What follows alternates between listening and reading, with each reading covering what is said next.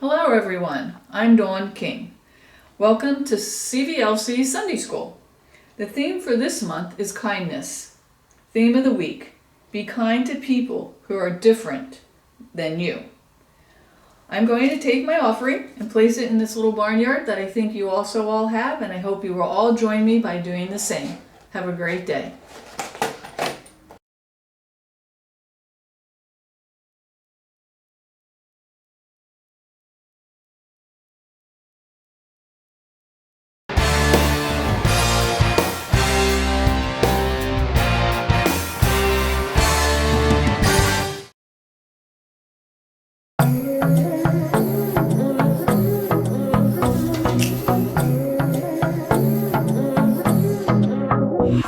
Got a rhythm in my heart and in my soul.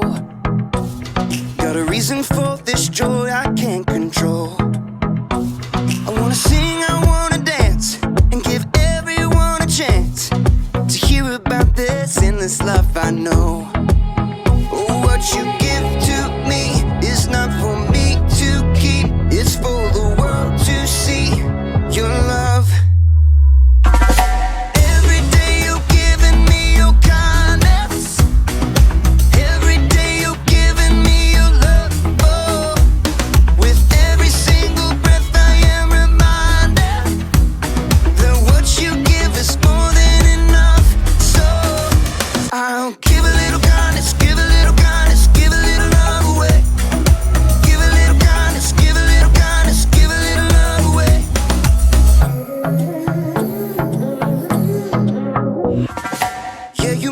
Shine, you make me glow.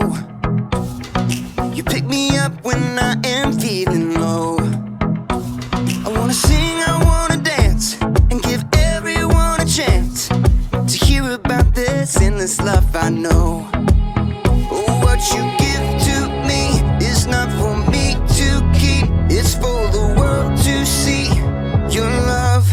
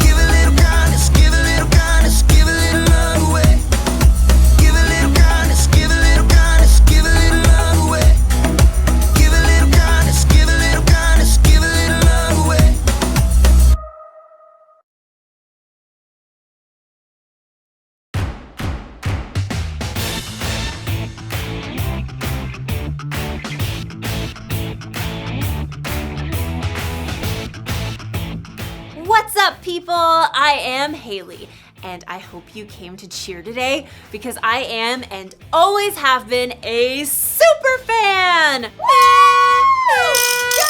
I'm telling you, the town I grew up in, we all rooted for the home team. We ate, drank, and slept orange.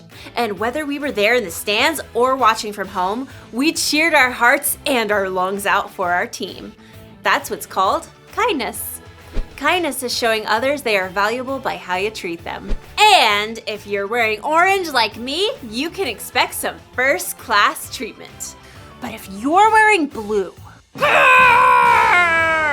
that means you're a fan of that other team. Our rivals. I can tell you what they're like. They're mean. They're cheaters. They eat broccoli.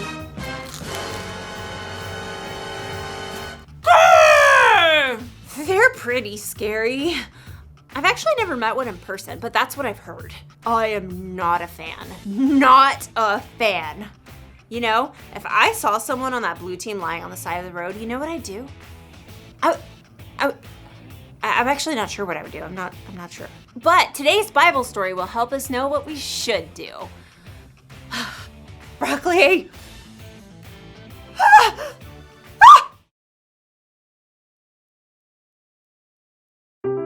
The Bible. It's 66 books of history, stories, letters, and poetry that fit together to form God's one big story. The epic adventure of how He created us and loves us so much that He made a way to rescue us. As we travel through the Bible, from Genesis to Revelation, we discover people who met God and found their lives changed forever. Now, for an amazing story, inspired by the book of Luke, chapter 10, verses 25 through 37. Everywhere Jesus went, crowds of people followed.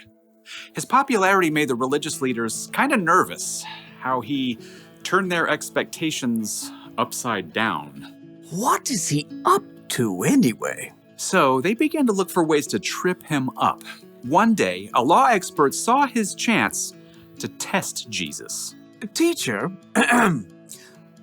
what must I do to inherit eternal life? Jesus turned the question right back on the law expert. What is written in the law? How do you read it? Love the Lord your God with all your heart and with all your soul and with all your strength and with all your mind. And love your neighbor as yourself. You have answered correctly. Do this and you will live. But the law expert wanted to discover the very least he could do to obey the law, so he got tricky. Yes, but really, who is my neighbor? Jesus looked directly at the law expert and he saw what was in his heart. So Jesus began a story. A man was going down from Jerusalem to Jericho. Now, if Jesus were to tell this story today, it might go something like this. There's a man that we'll call Ben, who needed to travel from Jerusalem to Jericho. It was a lonely, rugged road, but he was well prepared. Got my water skin, got my quail jerky, got my snake repellent, got my large number of clinking gold coins. Stick 'em up! Uh-oh, forgot my mace. A band of robbers attacked Ben. They took everything, leaving him half dead by the side of the road. Help! Please, help me. There was no one to hear. The sun beat down. Shadows shifted as the day wore on. At last, he heard footsteps. Through shimmering heat, he could barely see a man in khakis and a blue button-down shirt. In the beginning, let me Google the Greek word for beginning. That'll make me sound more intelligent. The man was a preacher working on his Sunday sermon. Help me! The preacher spotted Ben lying there in the dust, but he immediately looked down at his phone, pretending not to see. Instead, he crossed to the other side of the street, putting as much space between him and Ben as possible. Please! But the preacher was gone. Ben's throat was dry now. He could barely swallow. Finally, he saw someone else. I've got peace like a river, I've got peace like a river, I've got peace like a river in my soul. A worship leader was now trekking down the road. He wore skinny jeans, an unnecessary scarf, and AirPods. Help me! Well, the worship leader definitely saw Ben, but he cranked up the volume on his AirPods and shimmied to the other side of the road as he passed. I've got peace like a river, I've got peace like a river, I'm gonna run away. As the man's voice faded away, Ben was left in despair. Shadows lengthened as evening approached. Once again, Ben heard someone coming. Turning his head, he could just barely make out a donkey. Perhaps he could tell from the way the person was dressed that this person wasn't a Jew. He was a Samaritan. Oh no. Jews and Samaritans were enemies. Even though the two groups were related, there was a history of bitter conflict between them, and the Samaritans worshiped God in a different way than the Jews did. Long story short, a Samaritan would have been the last person Ben would have wished to find him. What's that by the road? Instead of ignoring Ben, though, the Samaritan man slowed down and got off his donkey. Oh no, who did this? The Samaritan quickly rummaged for supplies in his bag. Here, have some water. Those are nasty gashes. I've got oil and wine to clean them out. The Samaritan bandaged Ben's wounds and hefted him onto his own donkey.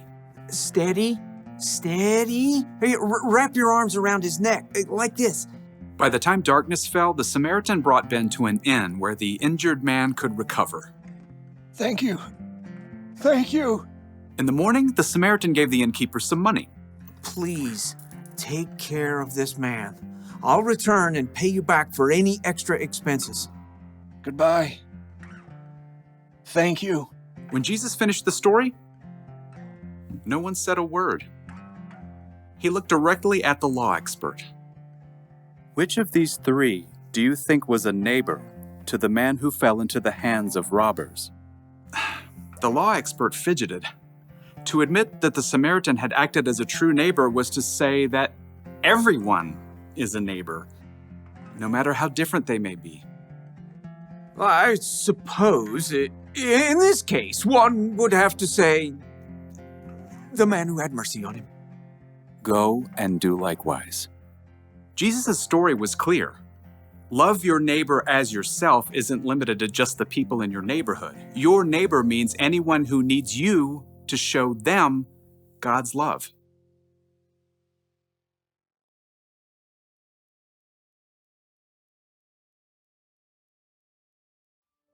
So Jesus said to love your neighbor as you love yourself. And who is your neighbor? Well, it's the person who lives next door to you, or in your apartment building, or in your neighborhood, or the town you grew up in, or your country, or your planet. In short, your neighbor is everyone. That includes people who look different from you, people who believe different from you, people who have more money than you or less money than you, everyone. Jesus said we should go and be kind to all of those people. It kind of makes me think of the fans of that blue team. If I'm supposed to be kind to everyone, that includes them. But how? How can I be kind to someone who's so different? Maybe I could try putting myself in their shoes. Whoa. Well, that's a start. What else can I do? Maybe I can find out more about the Blue fans so I can see what we have in common. Like, I'll bet they grew up rooting for their team just like I did. I'll bet they cheered their hearts and their lungs out. And I bet they ate, drank, and slept blue too.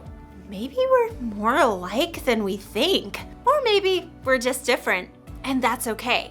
In fact, it's incredible to know that there are billions of people with all kinds of differences all over the world. So here's the one thing for us to remember today. Be kind to people who are different from you. Don't just think about what you'd want or need.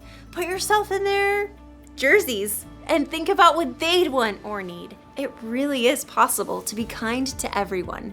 You know, I hate to admit it, but I look good in this color. And another thing, broccoli? It's really not that bad. Bye, superfans!